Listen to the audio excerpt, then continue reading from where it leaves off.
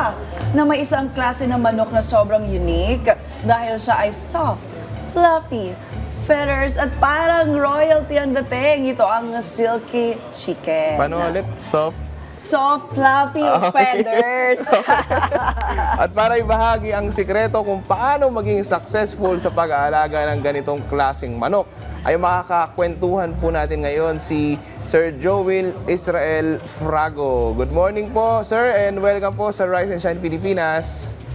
Ayan. Hello po, good morning po sa ating lahat at sa mga manonood po natin. O ayan na, nakikita na natin yung pet. Ay, may pangalan ba siya? Yes po, ang pangalan niyo po ay si Fluffy. Ano? Sino po, sir? Ang pangalan niyo po ay si Fluffy. Fluffy. Furfy. Parang medyo tongue twister Yeah. pag yata si Furfy. Uy, nakikita ko talagang siya, no? Parang ang soft ng feathers, unlike yung ibang mga chicken. Ano naman ang naisipan mo, Joel? Ba't ka nag-alaga nito nga silky chicken? Okay po. Unang-una, ako po ay isang agriculture graduate. So yun, mahilig po ako sa mga hayop, tulad po ng manok, baboy. Kaya naisipan ko rin pong mag-alaga po ng ganitong klase ng manok. So, nag-start po akong actually, bata po ako nag-aalaga na po ako ng mga manok.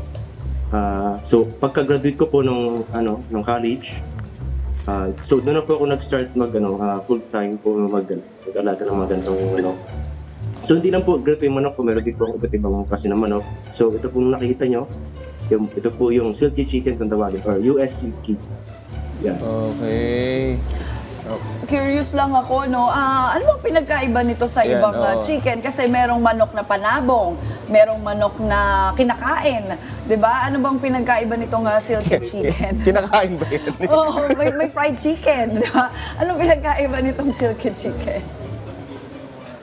Ang pinagkaiba po ng ating US silky chicken, ito po ay for pet type lang po. Hindi po sila for meat purpose, hindi po pang egg production.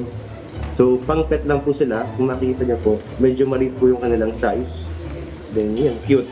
So, for pet lang po sila. Pwede po silang pang indoor, pwede pang outdoor. O, pang pet lang pala. Parang gusto ko rin mag-alaga. Ang cute. At saka parang siya, no? Parang yung mga Shih Tzu puppy. Oo. Parang ganun din ba siya, Sir Joel? Yung texture nung balahibo? Parang sa aso? Parang ganun ba? Yes po. Kung titingnan po natin ang malapitan ng kanilang feather or hahawakan, ang kanilang feather po ay parang po balahibo po ng pusa or sa aso. So yan, lagi pong napagkakamalang dito sa farm ng mga bisita namin. Lagi po napagkakamalang aso or tuta or minsan pusa dahil po sa kanyang natatanging itsura. Tsaka sir, ano po yung mga ano ba yung mga kinakain po ng silky chicken? Tsaka paano nyo po ba sila maintain? Okay, yan. Dito po sa farm, mayaman po ang farm sa mga damo or mga puno. So yan, dito po, ang kinakain po nila dito, 70% na commercial feeds, then 30% po na mga prutas, gulay, damo, or forages. So yan, so simple lang po ang pag-aalaga po ng mga ganito manok. Unang-una, kailangan po natin ng proper housing. So yan, kailangan po natin ng housing nila or bahay.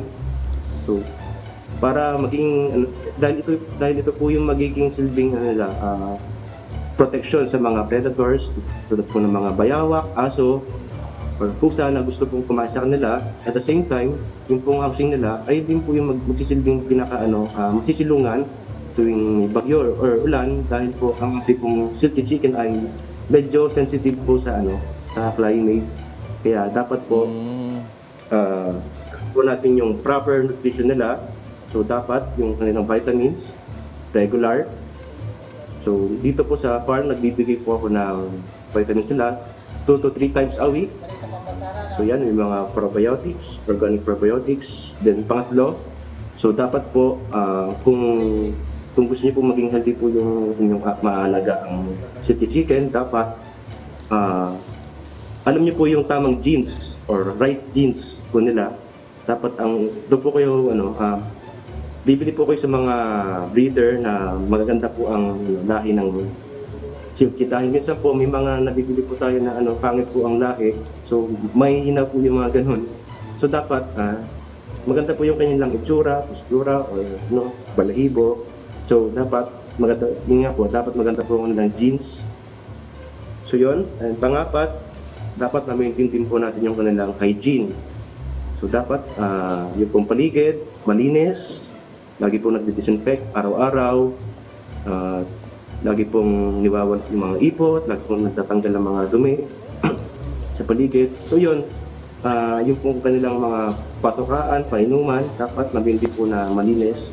So dito po sa farm, araw-araw po kami naglilinis po ng mga, bago po magbigay po ng mga pagkain nila, amin po munang itong nililinisan, then dinidisinfect para po safe po ang ating mga manok sa mga bacteria or viruses na pwede pong magdulot sa kanilang kalusugan ng sakit.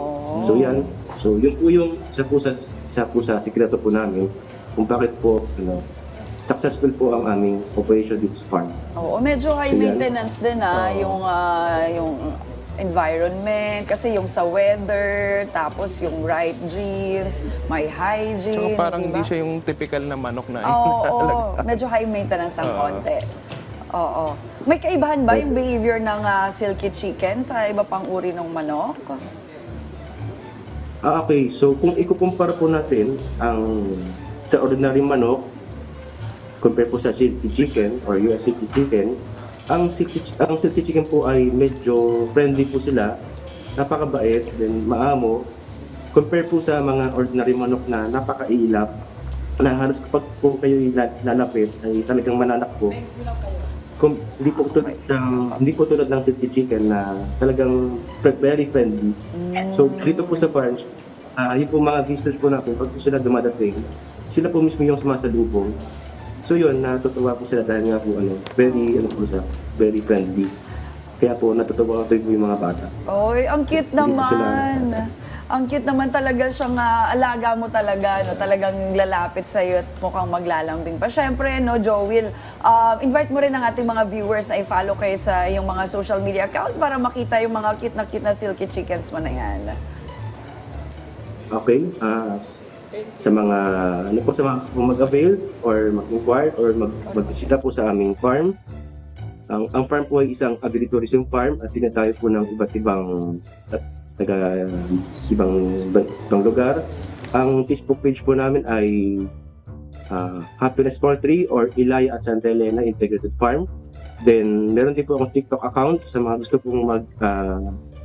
gusto pong mag-entertain or makakuha ng knowledge about sa pag-aalaga ng manok or mapa-agribusiness. So, i-follow lang po ang aking TikTok account na ang pangalan po ay Binatang Bukid na mayroong almost 26,000 followers po. So yun lang po. Meron Alright. din bang dalagang bukid dito? Maraming salamat sa pagbibigay ng oras sa amin ngayong umaga at syempre sa pagbabahagi ng tips sa pag-aalaga ng silky chicken, Sir Joel Israel Frago. Maraming salamat din po.